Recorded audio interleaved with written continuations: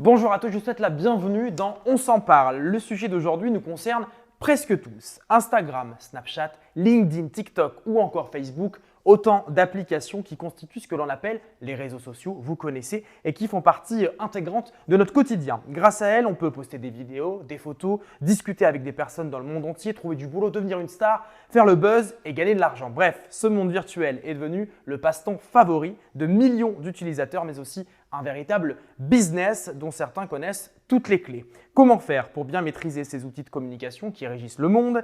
Qu'est-ce que l'algorithme? Comment fonctionne-t-il? Quels sont les bons réflexes à adopter? Je vous propose aujourd'hui d'essayer d'en savoir un petit peu plus de l'autre côté de l'écran. Voici, on s'en parle.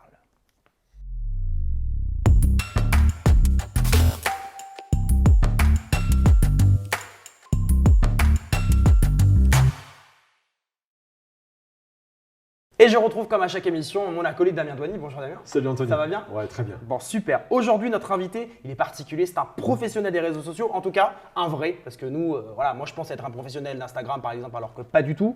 Fondateur de Splasher, spécialiste du marketing, de la communication digitale. Bonjour, Jérémy Bendayan. Ravi, bonjour, ravi d'être avec vous deux aujourd'hui. Plaisir partagé. C'est très gentil d'avoir accepté notre invitation. Je vais te poser une première question, on va rentrer dans le vif du sujet. Yes. C'est une première question assez simple finalement. Est-ce que c'est compliqué de maîtriser les réseaux sociaux? Est-ce qu'il faut une formation de quelques jours, de quelques heures, ou ça prend vraiment du temps et est-ce qu'on devient vraiment expert des réseaux sociaux? Alors, si tu veux, je vais répondre par la fin. Expert des réseaux sociaux, pardon, pour moi, c'est un bien grand mot parce que, comme on en a parlé un petit peu juste avant, être expert sur les réseaux sociaux, ça veut un peu tout et rien dire. Si tu veux, aujourd'hui, il y a des dizaines et des centaines presque de réseaux sociaux à travers le monde. Il y a différentes générations aussi. Tu vois, les jeunes aujourd'hui, ils sont à fond sur TikTok, sur de nouveaux canaux qui existent. Il y a Twitch aussi, qui est un réseau social live. Exact. Et tu peux pas, si tu veux, aujourd'hui, pour moi, être expert de tous les réseaux sociaux. Parce que déjà, tu as une affinité. Il y a des réseaux sociaux, par exemple, que tu utilises toi-même avec ta communauté. Insta, parce que c'est les gens de ton âge que tu retrouves. Ou d'autres canaux que tu as l'habitude d'utiliser. Et si tu veux être expert de tous les réseaux sociaux, ça prendrait trop de temps, si tu veux. Donc, tu ne peux pas être expert. Par contre, si tu veux, tu peux assimiler la technique pour produire notamment du contenu sur les différentes plateformes, essayer d'adapter le message à la plateforme. Mais en tout cas, être expert de tous les réseaux sociaux, c'est compliqué. En tout cas, il y a une base. Il y a une base. Et après, si tu veux, tu parlais aussi de la formation, de comment on se forme sur les réseaux sociaux. Aujourd'hui, si tu veux, il y a plein de techniques. Tu peux te former soit tout seul sur le web. Moi, de ma propre expertise, je peux te donner mon expérience. J'ai démarré, si tu veux, un peu, je ne vais pas dire en autodidacte, mais quand j'ai démarré ce métier du digital, j'ai mis les mains dans le cambouis. C'est-à-dire que moi, à l'époque, j'ai un cursus assez spécial. J'ai fait des études d'expertise comptable. Okay. Je n'étais pas du tout destiné à bosser dans le digital, si tu veux, dans un autre business. Et c'est quelque chose que je n'aimais pas du tout. J'ai fait ce métier pour faire plaisir à ma mère et pour avoir un diplôme. Et en fait, depuis des années, je suis passionné par le web. Et donc, j'ai fait un MBA en e-business. Et si tu veux, pour rattraper mon retard, parce qu'il y avait des gens du marketing qui connaissaient beaucoup plus de choses que moi sur le digital, j'ai dû mettre les mains dans le cambouis. Et c'est comme ça que j'ai appris. Et si tu veux, c'est ce que je recommande aux gens qui nous écoutent aujourd'hui. C'est si tu veux être le plus expert sur un réseau social ou en tout cas apprendre un maximum sur le marketing digital, c'est il faut mettre les mains dans le cambouis. C'est-à-dire toi-même, produire, faire, créer, structurer des campagnes. Tu vois, à l'époque, je me rappelle, j'avais lancé moi-même mon propre site web, j'avais créé des campagnes sur Facebook avec mon propre argent. Et j'avais voulu tester un peu les canaux pour devenir expert. Et la puissance d'aujourd'hui, c'est qu'il y a de plus en plus de réseaux sociaux qui apparaissent. Il y a plein de nouvelles opportunités. Et pour moi, tout le monde peut devenir expert d'un prochain réseau social. TikTok, en France, ça a été popularisé il y a quelques années, il y a même pas un an. Oui, tu vois. C'est vrai. Donc les experts TikTok, ils ont un an d'expérience. Tu vois, c'est pas des experts comme tu peux avoir des experts comptables qui ont 20 ans d'expérience dans leur métier ou quoi. Expert TikTok, tu as un an d'expérience, mais tu peux être vraiment expert sur la plateforme parce que tu l'as saigné. Tu as créé du contenu, tu as produit, tu as analysé ce qui se fait ailleurs. Donc si tu veux, pour répondre à ta question, pour moi, il n'y a pas vraiment d'expert. Tu ne peux pas être expert de tous les réseaux sociaux, mais tu peux être expert de plusieurs réseaux sociaux que tu aimes bien, que tu utilises parce que tu les maîtrises et tu as testé. À force, bien sûr. C'est un peu la réponse. Alors clairement, de toute façon, les réseaux sociaux, c'est clairement ton dada, c'est ton métier, tu en connais en tout cas les codes. Yes. Donc ça, c'est important. On va continuer à en discuter parce qu'il y a vraiment plein de questions à se poser. Juste avant, on va faire un petit tour dans l'œil de Damien.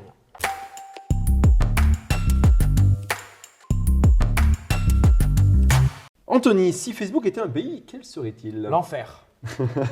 La Russie. C'est pas mal. en superficie. Ouais, c'est pas mal. Alors en fait, virtuellement, c'est le premier pays au monde parce qu'il y a 2,7 milliards d'utilisateurs. Donc autrement dit, c'est la Chine et l'Inde réunis, tous les deux. Hop. Donc, c'est énorme. Et donc, alors, très clairement, quand on a autant de monde sur une plateforme, on peut se dire que, et qui publie autant de contenu tous les jours, il faut mettre bien sûr des mécaniques pour faire en sorte que tout ce qui va être produit soit vu et pour ne pas être noyé dans le brouhaha global. Et pour que ça soit vu, comment on fait? Alors la bonne question, Anthony, c'est plutôt comment ça marche. Eh bien, il y a 3 choses à avoir en tête et la deuxième va vous surprendre. Oui, c'est comme ça qu'on fait. On tease pour donner envie aux gens de regarder. C'est une technique de YouTuber, j'ai vu sur Internet. Alors, en fait, il n'y a pas de petites mains qui choisissent les contenus qu'on peut voir sur Facebook, Twitter, TikTok, Instagram, Snapchat, LinkedIn, tout ce que vous voulez. En fait, si, il y a des petites mains, en fait, mais c'est plutôt des petites mains qui sont dans des pays à bas coût qui, en général, trient plutôt les contenus qu'on ne veut pas voir. Ça s'appelle la modération. Mais ça, on en reparlera une prochaine fois.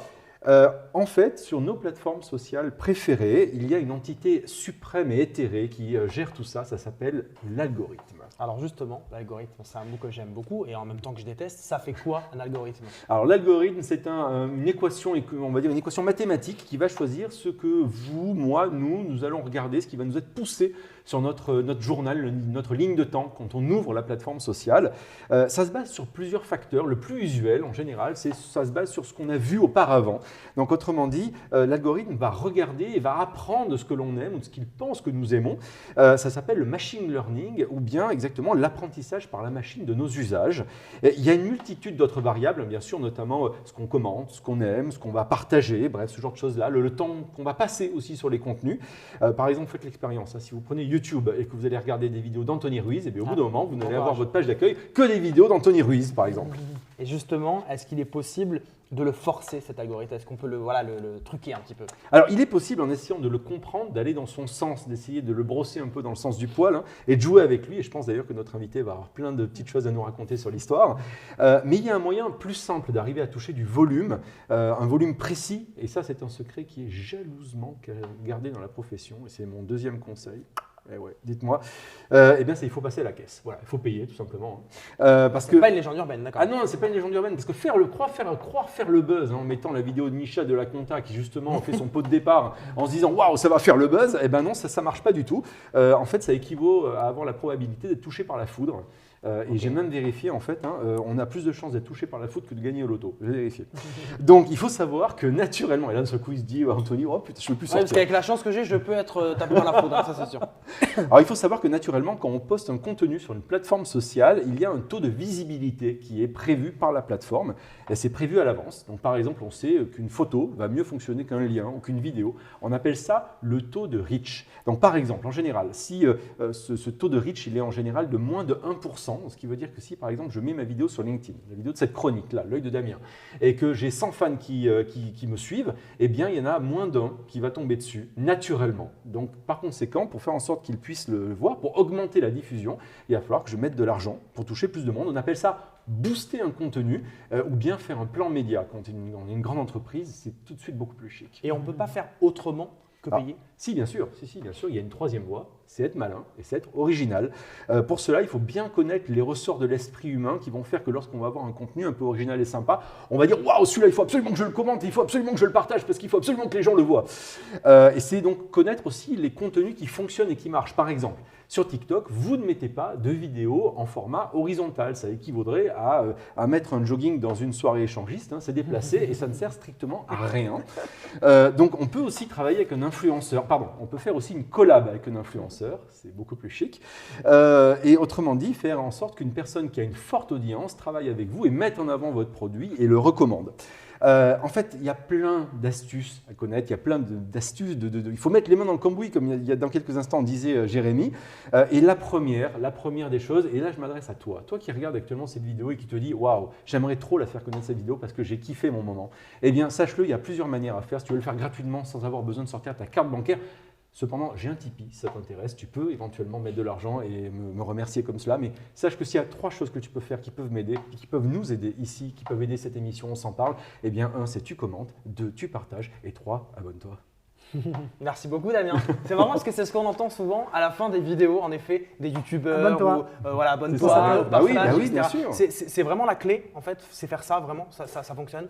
Alors, si tu veux, c'est pas spécialement la clé, c'est pas spécialement la solution, mais c'est vrai que sur TikTok, en tout cas, pour augmenter son audience, augmenter son réseau, sur YouTube, les YouTubeurs, ils veulent capter l'audience. Une fois en fait, c'est tellement dur aujourd'hui de capter une audience quand tu pousses un contenu, comme le dit Damien, puisque la viralité organique d'un contenu, elle n'est pas évidente. Quand tu es YouTubeur, tu passes des heures à créer un contenu, tu sais pas quelle est la portée qu'elle va avoir. C'est assez faible en plus, naturellement. C'est faible naturellement. Donc, du coup, quand tu arrives à avoir du volume et que le Graal est touché, tu te pètes le million. L'audience leur dit abonnez-vous à la fin de la vidéo. Il faut les garder captifs pour que lors d'une prochaine vidéo, tu maximises les chances de répéter le million de vues puisque tu vas augmenter ton audience. Donc en fait, si tu veux, quand tu vas gagner des abonnés quand tu es youtubeur, la prochaine vidéo que tu vas publier, elle sera diffusée à plus de portée et tu auras plus de chances d'avoir du reach organique important. Donc c'est vrai que le fait en fin de vidéo quand tu es youtubeur ou influenceur sur une plateforme de dire abonnez-vous, ça permet d'augmenter ton réseau si tu veux et de maximiser tes chances de réitérer l'exploit. Donc là, ça veut dire que les vidéos, par exemple, qu'on trouve sur Facebook ou sur YouTube, des vidéos de chute ou d'un enfant qui pleure ou d'un coup qui fait un bisou à un chien, et qui d'un coup, on se rend compte qu'elle a fait 3 millions de vues en 2 jours, c'est pas le fruit du hasard du tout? Ça dépend. Il y a, si tu veux, des personnes qui sont ultra intelligentes et qui travaillent ce genre de contenu. C'est bien pensé, c'est travaillé, notamment certains youtubeurs qui justement arrivent à réitérer l'exploit puisqu'ils maîtrisent l'algorithme, ils l'ont maîtrisé, ils savent comment il fonctionne, donc ils savent comment le manipuler si tu veux. Et après, il y a aussi la magie du web, c'est-à-dire que demain, moi, je suis chez moi, il y a mon père qui fait du overboard et qui se prend une énorme gamelle, ça fait rire tout le monde à la maison, je la publie sur le web comme ça innocemment, sur TikTok, et là, le truc devient viral parce que les gens se mettent et vivent la même chose que moi, on est en plein confinement, tout le monde est à la maison, on se retrouve en famille, c'est un momentum, tu vois. Donc si tu veux, il y a aussi la magie de la chance, du hasard, qui joue aussi sur les réseaux sociaux. Ça existe vraiment. Donc ça peut exister encore vraiment, mais pas partout. Mais de moins en moins quand même. Beaucoup moins, et je te rejoins sur un point que tu disais tout à l'heure, ça revient à se faire toucher par la foudre. Alors ça dépend des plateformes. Si tu veux, aujourd'hui, c'est sûr que si tu publies une vidéo sur Facebook de ton père qui tombe en overboard en plein confinement, tu vas avoir du mal à viraliser parce que Facebook, c'est un canal qui est hyper mature et son modèle aujourd'hui, c'est principalement la publicité. C'est-à-dire comment il gagne de l'argent Facebook, c'est en mettant en avant des contenus d'annonceurs, en diffusant de la publicité. Ce qu'on appelle booster. Booster, exactement ce que tu disais avant. Par contre, il y a d'autres réseaux sociaux qui sont un peu naissants, notamment TikTok, où là, le reach organique, la viralité organique est plus forte. C'est-à-dire que lorsque tu vas pousser un contenu, naturellement, ce contenu il va être diffusé à une audience plus large sans avoir besoin de payer. Pourquoi? Parce qu'on est au début de la plateforme. Il y a encore peu d'annonceurs qui dépensent des campagnes médias, donc le réseau social, il laisse plein de place pour l'organique. Et donc, si tu veux, tu peux encore exister. Donc, si tu veux maximiser tes chances de faire viraliser un contenu, il faut bien sélectionner ta plateforme. Donc, ça reste quand même un peu maîtrisé. Si demain, tu publies ton contenu sur Facebook, tu auras moins de chances qu'il viralise qu'en le publiant sur TikTok, sur Reels ou sur Spotlight de Snapchat. Ça veut dire qu'il y a une chance d'être plus vu si on est aux prémices d'une plateforme ou aux prémices d'un format. Exactement. Et même si tu veux, pour donner un exemple sur un réseau social qui est complètement différent, Clubhouse aujourd'hui. Clubhouse, c'est un réseau social un peu plus B2B, audio, qui est à ses débuts, il n'y a encore pas de publicité, il ne fonctionne que sur de l'organique. Tu peux demain lancer une room et avoir 1000 personnes sur ta room parce qu'il y a une personne qui est rentrée, Xavier Niel, qui a 2000 ou des milliers de followers. Et la magie du truc. Donc en fait, quand tu es au début d'un réseau social, tu as des opportunités incroyables de viraliser plus facilement. C'est pour ça qu'il faut aussi être malin lorsqu'on crée un contenu, qu'on se casse la tête et qu'on a un super contenu. Il faut aussi le diffuser sur la bonne plateforme. Soit on se dit j'ai du budget, j'ai des sous, je suis prêt à dépenser du budget média, je ne veux pas me casser la tête. Je fais sur les réseaux sociaux les plus matures, Facebook, Insta, YouTube, je dépense des sous. Soit j'ai pas de sous, je veux faire malin. Je le pousse sur TikTok et j'ai plus de chances de viraliser.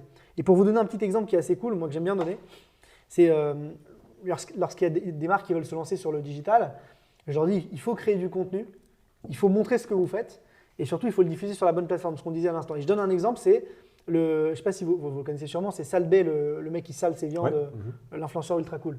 Lui, il a rien. Snap. Lui, il a rien fait de fou. En fait, il est juste très stylé quand il sale sa viande, il fait des super viandes. Qui coûtent très cher. Qui coûtent super cher. Mais au final, il y a juste quelqu'un qui l'a pris, qui l'a filmé à l'époque, qui l'a mis sur Instagram, qui était le réseau social organique en puissance il y a 6-7 ans ou 5-6 ans, il a publié. Et il a juste partagé ce qu'il faisait sur la bonne plateforme parce que c'était la plateforme où le reach organique était fort et ça a viralisé. Donc ce que je dis aujourd'hui aux gens, c'est si vous voulez créer du contenu et exister sur les réseaux sociaux, pensez déjà sur quelle plateforme le diffuser, quelle est la plateforme où le reach organique est le plus fort et après créer du contenu. Tu vois, Comment on explique, on parle de TikTok depuis tout à l'heure et c'est important d'en parler, comment on explique le succès de TikTok qui existe finalement depuis plusieurs années mais qui a vraiment explosé avec le confinement? Il y a des vidéos, franchement, on ne va pas se mentir, tu tombes dessus, ça fait 3-4 millions de vues, pourtant le contenu n'est pas foufou si je peux me permettre. Comment on explique ça en fait? Comment on explique ce succès fou de TikTok? Alors, si tu veux, déjà, c'est un très bon moment. C'est-à-dire que 2021, 80% du trafic web est vidéo aujourd'hui. Donc, un réseau social 100% vidéo, ça existait, mais de cette manière, avec des contenus, des formats courts, ça n'existait pas. Donc, ils ont amené un nouveau format qui est le format de 15-60 secondes, full vidéo, vertical, feed infini. Et en fait, TikTok, en fait, il y a plusieurs raisons pour le succès. Donc, il y a déjà le format vidéo, donc super moment parce qu'aujourd'hui, on est dans le monde de la vidéo. Il y a aussi le confinement qui a accéléré l'utilisation du digital. Mais il n'y a pas que ça, il y a aussi la plateforme. Et notamment, tu disais tout à l'heure, Damien, l'algorithme. C'est vrai qu'aujourd'hui, TikTok, l'entreprise qui possède TikTok, c'est ByteDance, qui est une entreprise chinoise qui développe des algorithmes d'intelligence artificielle. C'est leur métier historique. Et ils ont créé un réseau social qui est TikTok, qui est à la base c'est un autre nom en Chine. Et c'est ça, mais qui était Musical au début. Alors, ils ont racheté Musical.ly en Europe. Ouais. Exactement. Et en fait, donc c'est un algo qu'ils avaient développé et qui est très puissant, qui est très fort pour te diffuser le bon contenu. Alors, comment on te diffuse le bon contenu par rapport à ton interaction? Tu disais tout à l'heure, like, commentaire. Plus tu vas interagir avec un contenu, plus tu vas le visionner. Plus on va te montrer des contenus qui ressemblent, qui sont similaires. Ouais, c'est ça. Et TikTok, c'est les plus forts. C'est-à-dire que devant Instagram, devant Facebook, ils arrivent à te faire rester sur la plateforme. En moyenne, 1 heure, ce qui est monstrueux par rapport à d'autres réseaux sociaux, voire plus. Et en fait, c'est eux qui ont l'algorithme le plus puissant. Et c'est aussi une des clés du succès. Pourquoi? Parce qu'ils arrivent à te rendre addict, ils arrivent à te pousser le bon contenu. Parce que l'algo sait exactement quel est le prochain contenu que tu es susceptible d'aimer, étant donné qu'ils récupèrent beaucoup de data sur toi et c'est les plus forts.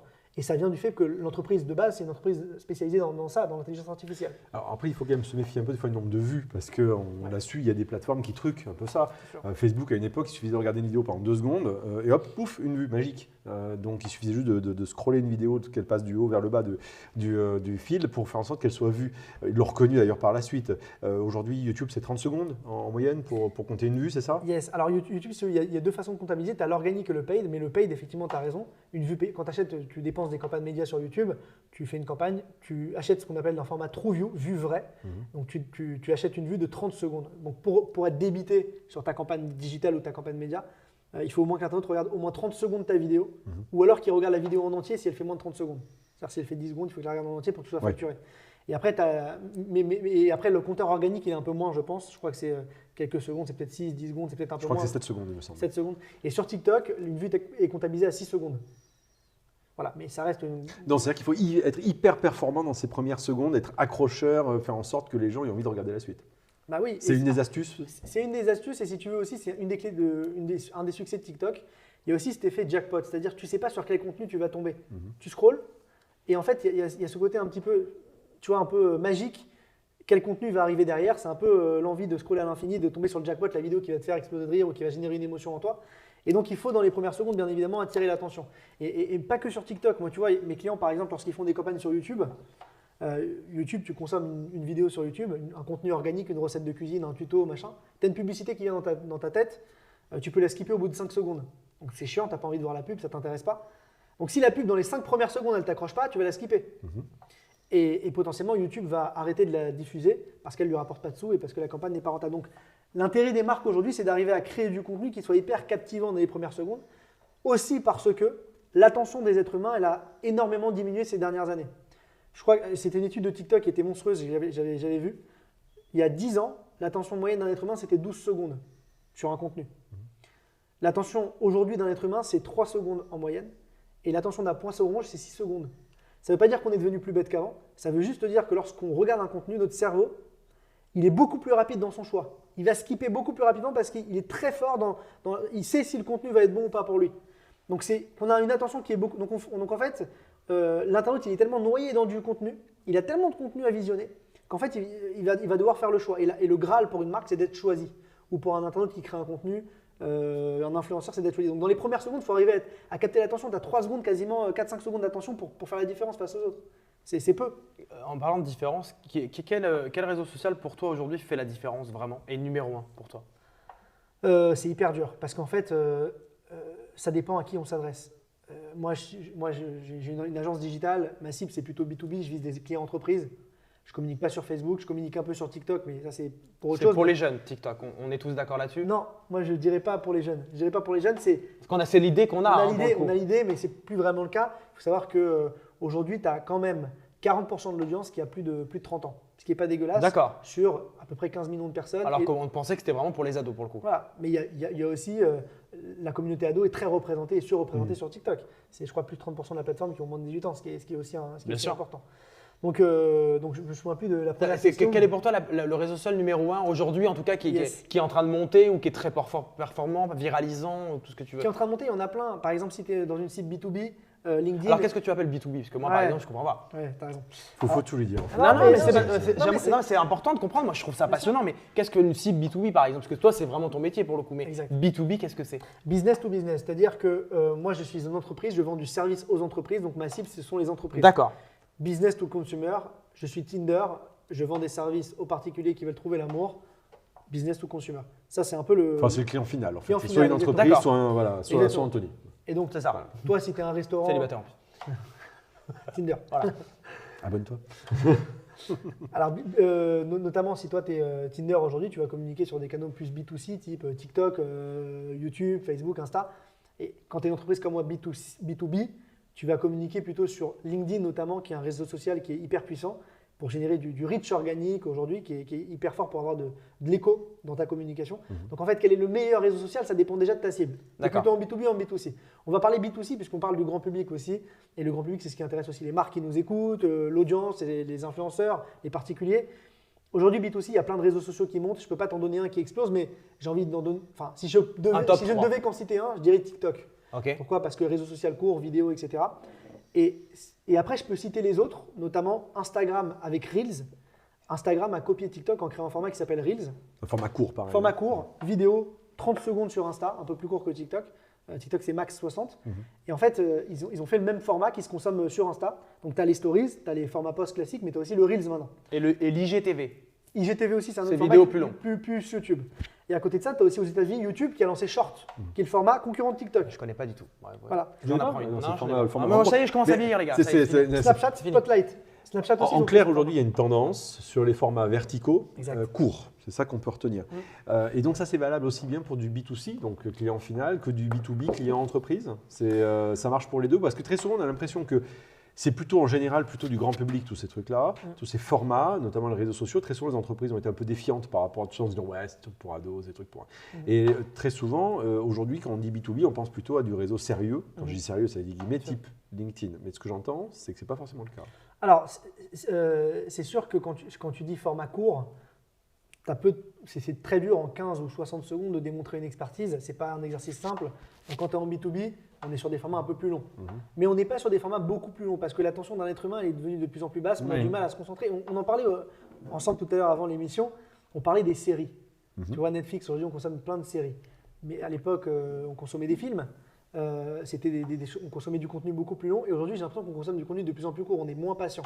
Idem, là, j'ai entendu la Ligue nationale de foot qui a commandé une étude à une grosse agence de pub parce qu'ils se rendent compte que les jeunes n'arrivent pas à rester 90 minutes devant un match de foot. Et regarde les résumés sur YouTube, 4 minutes. Donc en fait, on est beaucoup moins attentif. Donc ce que je veux dire, c'est que… Oui, c'est une question d'attention. C'est une question d'attention, c'est-à-dire qu'on a du mal à se concentrer, à regarder des contenus longs. Donc pour répondre à ta question, c'est sûr qu'en B2C, on est sur des contenus courts.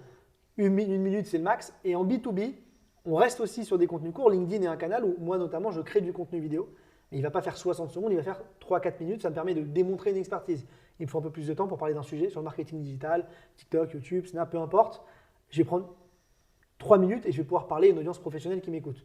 Et aujourd'hui, c'est un super canal de communication pour moi puisque LinkedIn, ça me ramène à peu près 30% de mon chiffre d'affaires. Rien qu'en communiquant, en créant du contenu sur la plateforme, il viralise naturellement. Alors, j'ai un réseau qui est aussi important parce que ça fait des années que je le travaille sur le réseau social. Et ça me permet de générer du prospect et du lead sans effort, sans publicité. Mais ça a demandé beaucoup d'efforts, beaucoup de travail. Et donc, pour répondre à la question initiale, c'est les contenus vidéo courts aujourd'hui, pour moi, c'est le Graal. Mais ça dépend en tout cas de la cible. Et B2C, ça va être encore plus court. Et B2B, tu rallonges un petit peu. Mais on est sur le format vidéo. En tout cas, il prend le pas sur d'autres formats.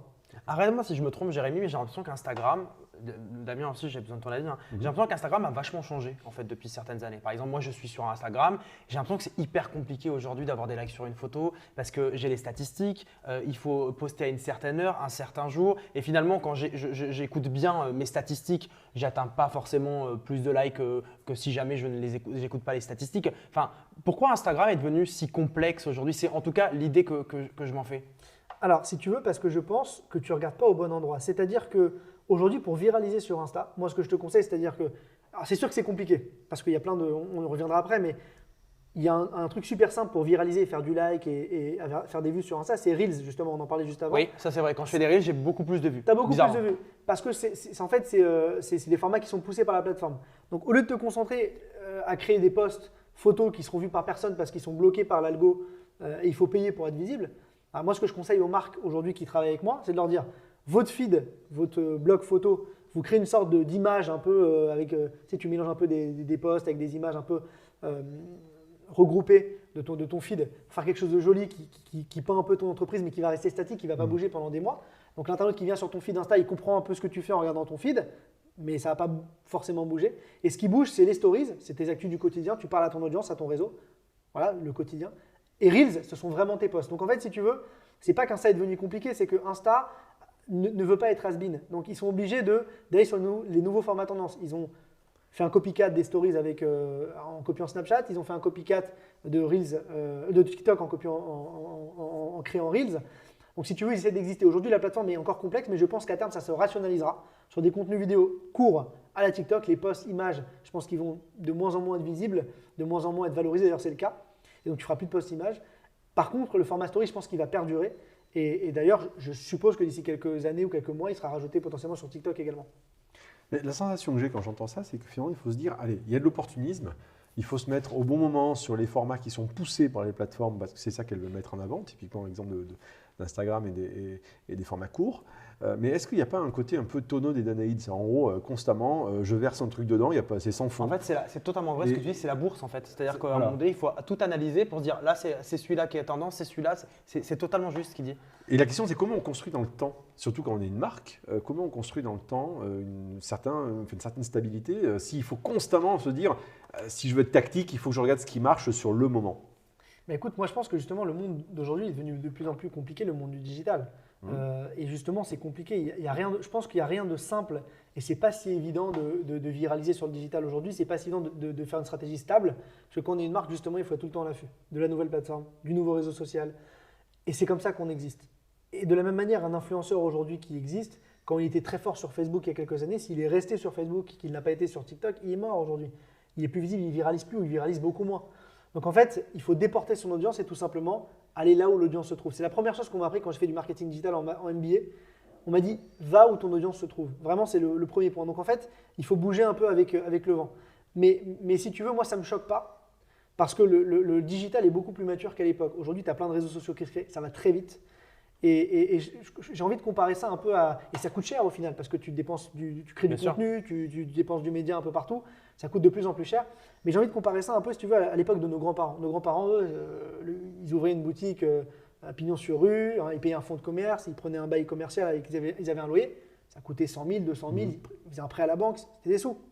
Bon, on a l'impression qu'on se lance sur le web, on met 5 000 € pour un site et on négocie le prix du site parce que c'est hyper cher, 5 000 balles, attention, je me lance en ligne, je dépense 300 000 € par mois sur Facebook, mais bon, nos grands-parents, ils dépensaient des centaines de milliers d'euros pour ouvrir un fonds de commerce, ils dépensaient du stock, etc. C'est d'autres métiers. Et je pense qu'aujourd'hui, le digital s'est professionnalisé, c'est très difficile d'émerger sans budget, sans être malin, sans être tacticien, sans réfléchir, en y allant comme ça, en disant je mets un petit truc et j'y vais. Il faut y aller comme nos grands-parents à l'époque, c'est mature, donc il faut se battre, il faut être à l'affût, il faut être… Voilà, c'est compliqué, c'est pas simple. C'est dur d'avoir une stabilité, en tout cas, d'après moi. Après, il y a peut-être d'autres visions. Sujet qui fâche, on parlait d'argent là, parce que ça génère quand même un sacré business, ces réseaux sociaux. À ton avis, ça génère du business depuis quelques temps ou depuis le début, les gens qui ont créé ces réseaux sociaux se sont dit tiens, dans quelques années, ça va me rapporter de l'argent parce qu'on va payer les contenus ou ça se fait aussi un petit peu du jour au lendemain comme ça, on décide de faire payer aux gens. Il y a un vrai business, il y a un vrai business derrière. Il y a un business monstrueux, c'est la publicité digitale. C'est un des plus gros business au monde. D'ailleurs, tu le vois dans les capitalisations mondiales. Google, Facebook, Google, c'est la deuxième, je crois, plus grosse capitalisation au monde. Tu as Amazon qui a aussi une grosse part de son business dans lequel ils sont rentables sur la pub, qu'ils ont développé. Tu as Facebook qui est aussi hyper rentable. Tu as Twitter, tu les vois. Facebook, premier trimestre 2021, 26 milliards de chiffre d'affaires, Ah. 9,5 milliards de bénéfices. Tu te rends compte? 98% du chiffre d'affaires étant basé sur la pub. Mais c'est pour ça qu'on est constamment agressé, parce que c'est vraiment le mot, hein, agressé partout de pub. Oui, C'est l'enfer. Tu mets une vidéo sur YouTube, tu es obligé d'attendre 5 secondes d'un truc que tu n'as pas envie de voir. Je trouve ça hyper agressif finalement, mais tout ça, ça rapporte de l'argent. bah, ça rapporte de l'argent. Et après, si tu veux, alors je vais répondre à plusieurs questions parce que tu as des questions hyper intéressantes et ça amène le Merci débat. beaucoup. Ça amène le débat. Non, mais c'est vrai, c'est intéressant. Tu parlais tout à l'heure d'aujourd'hui, quand tu lances un réseau social, est-ce que tu sais que si ça va marcher? Est-ce que tu sais comment le monétiser? Je pense qu'à l'époque, tu n'avais pas la réponse. Quand Zuckerberg il lançait Facebook, il s'est dit je fais ça et Ouais. j'ai de l'audience, on verra. Mm. Et d'ailleurs, il y en a plein qui se sont plantés. Tu as MySpace, tu en as d'autres, etc. Oui. Voilà. Mais si tu veux, lui, il a trouvé un modèle. Et le premier à avoir trouvé le modèle dans la publicité en ligne, c'est Google. Google, c'est la première région au monde, ils ont vendu de l'espace publicitaire sur leur moteur de recherche. Puis après, Facebook, sur des réseaux sociaux. Et leur modèle, c'est la pub. Ils ont créé un modèle qui marche, qui est scalable. Donc, qu'est-ce que font les autres réseaux sociaux? Ils font pareil. Ils reproduisent. Ils reproduisent tout simplement. C'est-à-dire qu'ils disent la pub, c'est la solution, donc je reproduis. Mais est-ce qu'aujourd'hui, on aime la pub? Non, tu l'as dit d'après toi. Donc, il y a deux enjeux, pour moi, notamment les réseaux sociaux ont deux enjeux s'ils veulent perdurer et être utilisés. Parce qu'on est saturé de la pub. C'est en fait de pousser des annonceurs qui font de la publicité la plus native possible. C'est-à-dire qu'ils te font croire que tu ne regardes pas une pub alors que tu en regardes une. C'est ce qu'on appelle la pub native. La c'est pub ça. native. Ok. C'est-à-dire que lorsque tu es dans ton flux d'actualité, tu regardes une pub, tu te dis « Ah, mais c'est un conseil qu'elle me donne. » Elle me dit « Ah, super crème pour les boutons, ça m'intéresse, j'y vais, j'achète. » Alors tu dis « C'est tout con, mais en fait, des fois, des pubs, elles sont tellement bien faites que tu ne te rends pas compte. Et notamment, c'est poussé par des formats qu'on appelle UGC, User Generated Content. En fait, il y a des marques qui demandent à leurs clients de se filmer en selfie en disant « T'as testé ma crème, elle est géniale. » Il a publié en pub et ça cartonne. Et c'est aussi ce qui est fait avec ce qu'on appelle les influenceurs, même si je déteste ces termes-là. Ah On va bah, dire des on leaders est deux, d'opinion, on va dire des gens qui ont une audience. Ça, c'est vrai. Mais qui s'en servent mal. et voilà, ça dépend lesquels, mais effectivement, oui, c'est tout à fait ça. Mais cependant, ils ont un impact. Donc, c'est ce que j'entends aussi. Il y a cette question de, en gros, ce qu'on appelle en anglais l'endorsement, c'est en gros la recommandation par le biais soit d'un utilisateur lambda qui va dire c'est trop génial, soit de gens qu'on va payer parce qu'ils ont une grosse audience et qui vont dire waouh, c'est génial. Alors après, on les croit pas, mais en gros, c'est ça. On ce les qu'on croit pense. pas. Oui. Mais- Non, mais tu les crois pas. Mais il y a des millions de gens Non, qui les croient. non, mais je parce que je plaisante, mais parce que pour moi, excuse-moi, Mais moi, je c'est suis comme important. toi, mais moi, Il y a particulièrement. influenceurs et influenceurs, c'est-à-dire que tu as Bien ceux sûr. qui sont influenceurs et qui n'influencent même pas leurs chiens, et il y a des vrais influenceurs. Leaders où t'as- d'opinion. Non, mais Voilà, voilà. ce que j'appelle leader Il y a d'opinion, des ouais, vrais ça. gens où tu as envie de te dire, ok, c'est intéressant parce que c'est construit, parce que c'est intelligent, parce que c'est mature. Après, on a bien compris aujourd'hui avec le placement de produits, etc. Moi, chacun gagne son argent comme il veut, j'ai aucun problème avec ça. Mais il y a un moment donné, est-ce qu'il n'y a pas aussi une règle à imposer où on se dit, les gars, arrêtez de nous prendre pour des cons en fait. Il n'y a personne qui est capable aujourd'hui d'intervenir là-dedans, le gouvernement ou je ne sais quoi. Bah, je crois que de plus en Mais plus, c'est déjà réglementé, mais C'est il faut très le mentionner. hein. il faut le mentionner, ça doit être marqué sponsorisé. D'accord. Il y a des entreprises qui se sont fait, des agences d'influence qui se sont fait, alors je ne vais pas citer des noms, mais qui se sont fait retoquer parce qu'elles poussaient des produits qui étaient merdiques venant d'AliExpress, etc. Très Donc, souvent du dropshipping, ce qu'on appelle Dropshipping, dropshipping, ouais. exactement. Donc ça, si tu veux, il y a déjà des procès qui sont en cours sur des agences d'influence. Et voilà, donc si tu veux, aujourd'hui, je ne sais plus ce qu'on disait, excusez-moi. Non, mais bien Là, sûr. on parlait sur la manière Ouais, de sur la pousser manière. les contenus. Donc ça on va. disait soit du contenu natif, Oui, qui ne donne pas contenu l'impression de voir une pub, mais c'en est une, et notamment d'utiliser des influenceurs. Exactement. Donc les influenceurs, oui, c'est un super canal de communication pour les marques, que ce soit les influenceurs ou les clients qui vont témoigner pour les marques. Donc en tout cas, le vrai enjeu des réseaux sociaux aujourd'hui, si tu veux, selon moi, pour arriver à perdurer, c'est d'arriver à trouver les annonceurs qui vont leur mettre des publicités les plus natives possibles, les plus pertinentes, c'est-à-dire celles qui génèrent le plus d'engagement.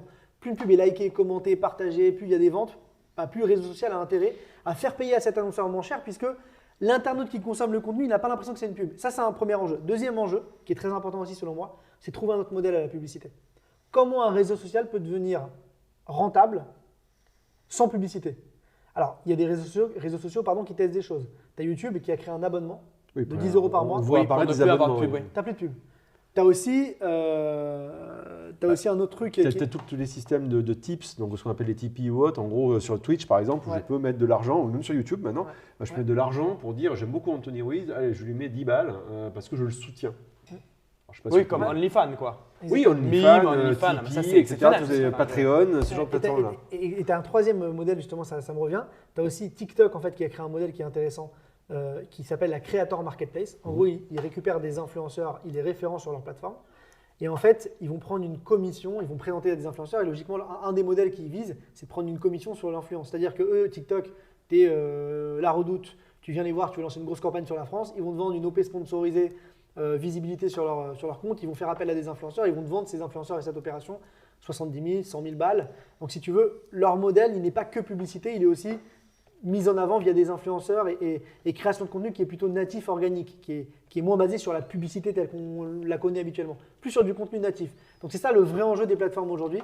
Et c'est pas simple à trouver, mais en tout cas, c'est pas simple à trouver, mais j'ai un peu l'impression, encore une fois, dis-moi si je me trompe, mais on est à la course aux vues, on est à la course à l'argent. Où est l'éthique en fait là-dedans? Pas surtout, bien évidemment, mais j'ai vraiment l'impression que c'est ça, c'est que les marques cherchent à atteindre le plus de vues possible, de toucher le plus de personnes possible, mais on est sur une course effrénée à ça par tous les moyens finalement. Écoute, alors, question d'éthique, je ne sais pas si c'est éthique ou pas, parce qu'il y a des marques. Sur certains produits, je parle, attention, pas sur tout. Non, hein, bien bien sûr. Non, mais tu as des marques qui le font très honnêtement avec leurs Oui, produits, bien etc. sûr. Mais effectivement, tu as raison, on est dans une course effrénée aujourd'hui, puisque tu as énormément de concurrence. Et on le disait tout à l'heure, l'internaute, il est soumis à énormément de contenu. La force, c'est d'arriver à être choisi. Donc en fait, la marque, elle est à la course à ça. Et on est même dans un monde aujourd'hui, on est tous un peu narcissiques avec nos téléphones, à se filmer en selfie, à se prendre en photo, parce qu'on a ce petit compagnon à côté de la main et on aime bien se voir, on aime bien se montrer. Donc on est dans un monde aussi, malheureusement, ou peu importe, il y en a qui aiment pas ça. Moi, ça ne me dérange pas spécialement, mais je ne suis pas à me foutre partout sur les réseaux. Mais si tu veux, c'est vrai qu'on est dans une course effrénée aux vues, aux likes, parce que c'est ce qui ramène aussi. Si je suis une entreprise, on sait qu'aujourd'hui en France, on a plus de 90% des entreprises qui sont des PME, TPE, PME. Donc c'est pas le VMH, c'est pas Orange, c'est pas Très le petites genre de entreprises, société, donc très petites entreprises, une petite et moyennes entreprises. Donc des entreprises qui n'ont pas forcément beaucoup de moyens et qui se disent, tiens, le numérique, ça peut être un moyen de d'émerger pour pas trop cher. Ce que j'entendais tout à l'heure, c'est que d'abord c'est faux. Il faut mettre de l'argent, ou autrement il faut se dire que comme à l'époque on aurait acheté un fonds de commerce, il faut quand même mettre une mise minimale. Deuxième élément, est-ce que même sans mise minimale, on peut quand même arriver à émerger, et si oui, comment? Alors effectivement, la première chose que je disais tout à l'heure, effectivement, alors il y en a qui vont me sauter dessus, peut-être dans les commentaires en disant mais non, c'est possible d'exister sans budget, on peut y arriver. On peut arriver à tout faire sans budget. Bien sûr. Mais ce que je dis, c'est que on va dire que ça va être difficile. Le marché est très mature. Demain, tu te lances, c'est sûr que tu peux faire le buzz, mais il te faut quand même un site web, un minimum, quelque chose de propre, quelque chose de travaillé, donc il te faut des matières. Donc voilà, j'éclaircis un peu, mais globalement, c'est vrai que c'est très dur. C'est important quand même de battre en brèche un peu des images d'Épinal qui pourraient marcher il y a quelques années, mais qui aujourd'hui sont… On n'arrive pas avec sa bite et son couteau. Et oui, non, bien sûr. Tu l'as dit. Après, si tu veux, bien évidemment, il y a des techniques pour émerger sans budget. Il y a des techniques pour ou en étant malin, en ayant un peu de chance. Et comme on l'a dit tout à l'heure, pour moi, la vraie stratégie, c'est d'arriver à trouver le bon canal de communication où le reach organique est important. Puisqu'il y a une dualité, encore une fois, reach organique et paid media. Pour faire simple, pour expliquer, pour schématiser. Facebook, qui est un réseau social, on l'a dit tout à l'heure, où le reach organique est très difficile à atteindre. Pour exister, tu dois payer. Donc pour que ton post soit vu, sur Instagram le feed, tu dois payer, ou sur Facebook feed. À l'inverse, TikTok, tu mets une vidéo, l'algorithme va la pousser à une audience. Si elle génère beaucoup d'engagement, il va la pousser à des millions de personnes. Sans budget, tu peux y arriver. Donc déjà, tu te dis, j'ai pas trop de budget, je vais être malin, je vais aller sur la plateforme où le reach organique est fort. Donc il faut être opportuniste déjà. Au lieu de me casser la tête à investir un budget avec un photographe, peut-être à faire des photos, des shootings photos pour les mettre sur mon feed Insta, qui ne sera jamais vu par personne parce qu'il ne génère aucune interaction, je vais me dire, bon, j'ai trouvé un vidéaste qui va me faire des Reels ou des TikTok. Mais après, il faut être bon dans l'idée, dans le petit quelque chose qui va faire que dans les premières secondes, on va regarder. Exactement. Après, il faut être malin. Alors, comment on fait si on n'a pas d'idée, on n'a pas de budget? Il faut être malin. Il y a des techniques. Par exemple, il y a une plateforme qui s'appelle la bibliothèque publicitaire de Facebook. Vous pouvez regarder exactement, vous tapez le nom d'un concurrent et vous regardez exactement les publicités sur lesquelles il diffuse aujourd'hui. Donc, tu vas espionner les autres et tu vas copier ton concurrent. Tout le monde fait ça sur différentes… Tu ne vas pas le copier, mais tu vas copier les codes qui ont l'air de marcher. Exemple, il met en avant un de ses clients qui bouffe un sushi et qui dit super bon, va chez moi, j'habite, je suis au 13 rue Vaillant, à Levallois. Bon, tu vas te dire, ça a l'air de fonctionner, ça dépense, il y a plein de commentaires, ça marche. Je vois qu'il cartonne, il commande. Sur cette plateforme, on peut voir la performance ou pas des campagnes, ou juste voir les campagnes? Sur Facebook, tu ne vois pas la performance, mais sur la bibliothèque publicitaire, par contre, tu peux te rendre sur le compte et regarder les posts. Oui, d'accord, on peut voir ce que ça donne. Oui. Exactement, mais si tu veux, ça donne une idée. Donc moi, je pense qu'il faut aussi benchmarker, comme un bon marketeur, et regarder un peu ce qui se fait. Donc, comparer, regarder, chercher. Et puis essayer de reproduire. Et aujourd'hui, après, le dernier conseil, c'est de ne pas avoir peur. C'est-à-dire prendre son téléphone, on l'a tous aujourd'hui dans la poche, et de créer du contenu. Même s'il n'est pas magnifique, même s'il n'est pas super beau, au moins d'en créer. Oui, parce que c'est facile aujourd'hui finalement. Parce que c'est facile et puisque les gens aujourd'hui, ils aiment le vrai. Ils ne veulent pas voir des pubs. Tu l'as dit tout à l'heure, ça me fait chier de voir une pub, je skip. J'ai pas envie, je suis étouffé des pubs. Donc, quand tu prends ton contenu, que tu es annonceur avec ton téléphone, tu montres la pizza qui sort du four toute chaude, qui donne envie, mais tu es un petit Italien, napolitain, tu fais tes pizzas à la main, au feu de bois, tu montres, tu as presque envie de la manger derrière l'écran. Tu vois, c'est cette authenticité que les gens recherchent. Ils vont se dire putain, ça a l'air bon, je vais y aller. Alors que quand tu vois la Pizza Hut bien propre, avec une voix, ça donne peut-être moins envie, c'est peut-être un peu trop food porn, c'est peut-être moins dans les codes de l'heure du temps. Donc n'ayez pas peur de prendre votre téléphone et de faire du contenu qui est moins léché, qui est plus authentique, qui est peut-être moins travaillé. Tu vois?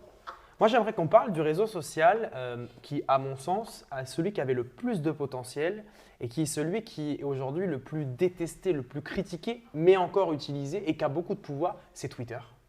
Twitter qui est devenu quand même, en l'espace de quelques années, dans l'esprit un peu collectif, un peu le ramassis. C'est un peu Il y a le meilleur comme le pire. Voilà, c'est ça. En fait, c'est vraiment le dark web des réseaux sociaux, tu vois. Comment tu expliques que Twitter a pris autant d'importance? C'est-à-dire aujourd'hui, une émission, on interroge les gens sur Twitter. C'est-à-dire que si une émission n'a pas plu aux gens sur Twitter, elle peut être supprimée de la télévision. Une personnalité aujourd'hui peut être détruite dans sa réputation, par exemple, par Twitter. Comment on explique ce pouvoir de Twitter aujourd'hui et cette importance finalement? Est-ce que c'est si viralisant que ça, Twitter? Écoute, Twitter, c'est un super canal de communication. C'est un canal qui est plutôt basé, peut-être un peu moins sur la com, mais plutôt sur l'information. C'est un canal d'information. Donc c'est vrai que pour tout ce qui est média, pour tout ce qui est information… C'est un canal d'opinion aussi, de réaction et d'opinion. Ouais, c'est peut-être moins le canal numéro 1 pour communiquer lorsque tu es une marque. Il y en a qui le font très bien. Notamment, il y a des marchés sur Twitter qui cartonnent, c'est le marché des crypto-monnaies. Vous avez eu Asher, qui est un ami, d'ailleurs je le salue, j'ai eu juste avant au téléphone, qui est venu dans l'émission, qui est un pro des cryptos. Et Asher, justement, il est très fort sur Twitter et toutes les grosses entreprises crypto sont très fortes sur Twitter. Et elles communiquent, elles génèrent du client, du business. Pourquoi? Parce qu'en fait, Twitter, c'est le seul canal de communication qui a accepté les crypto-monnaies. Facebook ne les acceptait pas. Oui, parce que le fondateur de Twitter et lui-même, Jack Dorsey, est lui-même un très grand fan de crypto. Il a fait du Bitcoin. Donc en fait, si tu veux, Twitter est un canal pour certains types de business ou typologies de business, un super canal de communication, ça marche. C'est aussi un canal d'opinion et un gros canal média. Donc je suppose qu'effectivement, par rapport aux médias, il peut être très critique. Et effectivement, quand tu as l'audience qui réagit sur une émission en live, sur un hashtag, ça peut faire prendre des décisions. Mais est-ce qu'il n'y a pas des faux semblants par rapport à ça? Je veux dire, une audience de 10, 100 ou 1000 personnes qui gueulent en disant telle personne elle est nulle à l'antenne ou elle est super, pour parler d'une émission de télé, c'est pas l'opinion. Je veux dire, est-ce qu'aujourd'hui, on n'a pas la sensation d'être un peu dans une sorte de schizophrénie ou par rapport à ces trucs-là, qui est de focaliser sur, on va dire, l'émotion du moment et qui n'est pas la représentative de véritablement l'opinion du moment. Complètement. Mais les gars, je vous rejoins totalement et je peux même donner un exemple. Moi, c'est l'exemple de la foule silencieuse. C'est-à-dire qu'on entend très bruyamment certains crier. Oui, c'est ça. Alors très souvent, oui, la foule est silencieuse. Tu prends l'exemple de la Seconde Guerre mondiale. Tu as Hitler qui était là avec quelques fous qui hurlaient et tu as des millions de personnes qui n'ont pas réagi. Mais en fait, c'est une foule silencieuse qui ne réagit pas, qui a une opinion mais qui a peur de la donner ou qui ne veut pas s'exposer. Et la foule silencieuse, c'est nous tous qui sommes autour. Donc effectivement aujourd'hui, les réseaux sociaux sont un écho pour certaines personnes. Ça peut être un danger, on le voit sur certains aspects de la population. Donc je vous rejoins totalement sur ce côté que, justement, excusez-moi, j'ai un peu bafouillé, mais sur le fait que Twitter peut être un amplificateur, si tu veux, d'opinion ou sur certains… Mais ce n'est pas celui vers lequel on se dirige si jamais on veut percer demain, quelqu'un de lambda ou une entreprise qui veut aller faire marcher un petit peu ses vidéos, se faire un peu connaître. Twitter, c'est un peu le dernier… Non, ce n'est pas forcément le dernier. Vers lequel on s'adresse. Ça dépend de ton canal, comme je disais tout à l'heure. Si tu es sur les marchés des crypto-monnaies, ça peut être un super canal. Ouais. Je connais… Beaucoup de relations clients aussi sur Twitter. Ouais, notamment pour les grosses boîtes type EDF, Orange. Quand ils vous répondent. Ouais. Mais ça marche vachement bien. Oui, ça marche beaucoup mieux d'ailleurs que par les canaux classiques en général. Il y a beaucoup de proximité. Surtout le téléphone. Sur le football aussi, notamment, je ne sais pas si vous voyez un peu tout ce qui est paris sportif ou Winamax, etc. Vrai. Donc il y a des marchés qui sont excellents. Poker, il y a des marchés qui sont excellents pour Twitter. Et encore une fois, il faut se dire, lorsque j'ai un business ou lorsque je vais émerger, quel est le canal de diffusion? On l'a dit tout à l'heure, c'est la clé avant tout. C'est où est-ce que je vais diffuser par rapport à mon business. Aujourd'hui, je monte un projet crypto, je vais me focaliser sur Twitter parce que c'est le canal, c'est l'endroit. Je monte un projet sport, paris sportif. Si je ne vais pas sur Twitter, je suis mauvais. Alors, je ne vais pas aller que sur Twitter, je vais peut-être aller sur TikTok aussi. Je vais essayer de chercher des opportunités. Mais il faut trouver des nouveaux canaux. Il y a peut-être Clubhouse aussi sur le football pour commenter. Justement, quel Clubhouse, parlons-en. Un canal qui a émergé en France il y a 3 mois, qui existe depuis 1 an aux États-Unis. Donc, c'est du social audio. Donc, on dit c'est de l'audio live. Donc une fois que les émissions les rooms sont ouvertes et puis une fois qu'elles sont fermées, l'émission n'existe pas, elle n'a pas été enregistrée.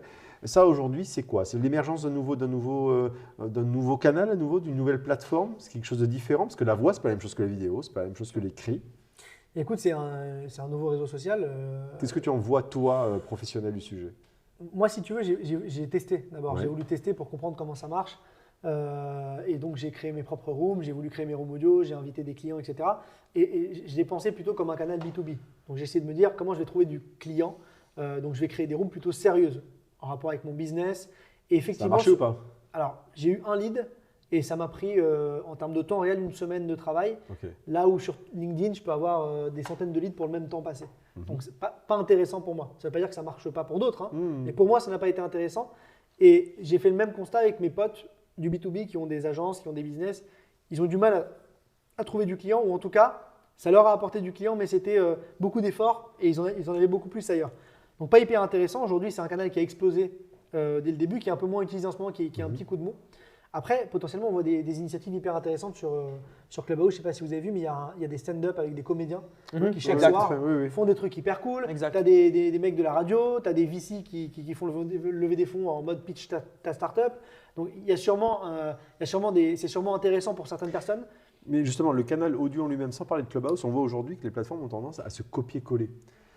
C'est la mode de Clubhouse ou la mode ou l'émergence du social audio. Bah tiens, alors Twitter se met à faire Twitter Spaces, Facebook dit qu'ils vont faire de l'audio, LinkedIn dit qu'il va faire de l'audio, TikTok se pose la question.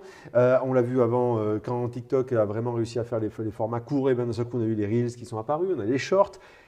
On n'a pas une sensation de cannibalisation parce qu'être sur le bon canal, mais si à un moment on retrouve en copier-coller toutes les fonctionnalités de l'une à l'autre, on se positionne comment au final?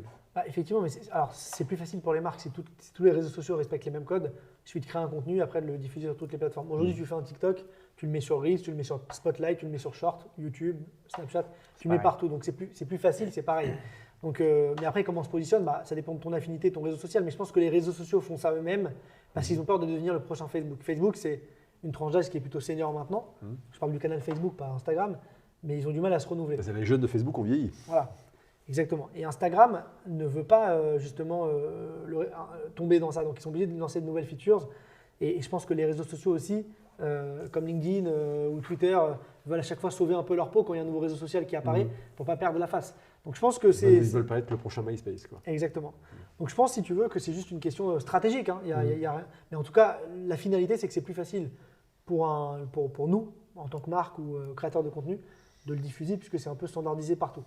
Si on devait résumer un petit peu tout ça, si demain je viens te voir dans ton entreprise par exemple, j'ai besoin de tes conseils, quelles sont rapidement les 5 astuces que tu me donnerais, les 5 règles pour toi pour réussir à se faire une petite place sur les réseaux sociaux ou en tout cas réussir à marquer un petit peu son empreinte?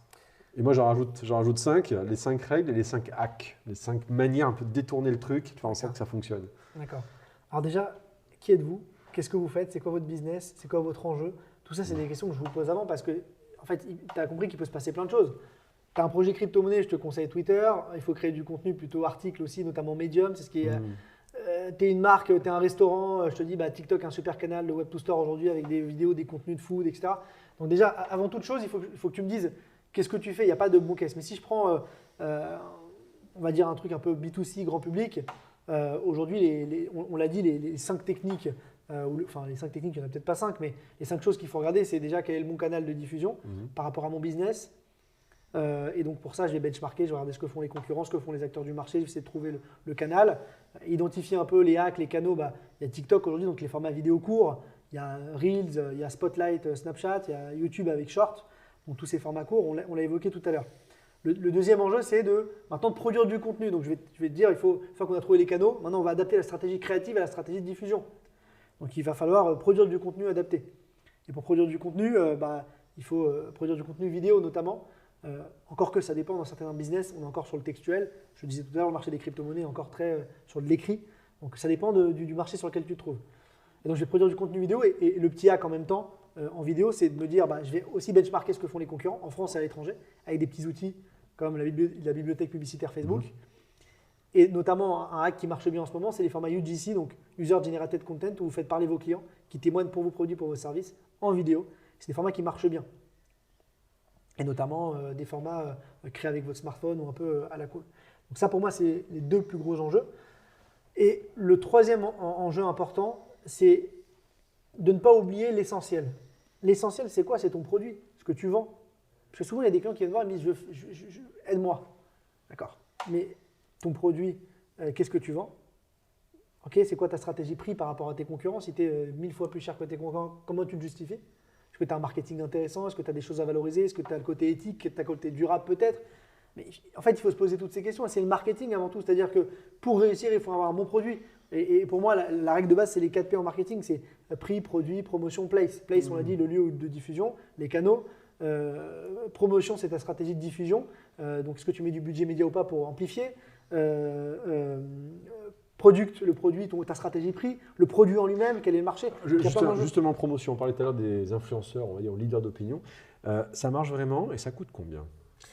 Tout ce qui est promotion, tout ce qui est publicité, bah écoute, si tu veux, encore une fois, ça dépend de ton activité, de ton business, mais et ça dépend de tes canaux d'acquisition. Si aujourd'hui, tu veux faire de Facebook un gros canal d'acquisition, je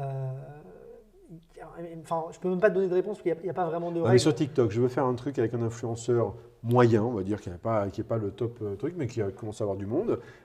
Je sors combien de ma poche? Une vidéo qui va être un peu boostée en médias, tu peux dépenser entre 3 000 et 5 000 euros, à peu près. Okay. Voilà. Non, mais c'est pour donner un ordre de grandeur. Voilà, à peu près entre 3 000 et 5 000 euros, ça peut te coûter moins cher. Si tu es un peu malin, si tu vas chercher des influenceurs un peu moins connus, un peu moins cotés, ça peut te revenir 1 000 euros. Donc, si tu en prends un, mais souvent, un influenceur, c'est peut-être pas suffisant, il faut en avoir plusieurs.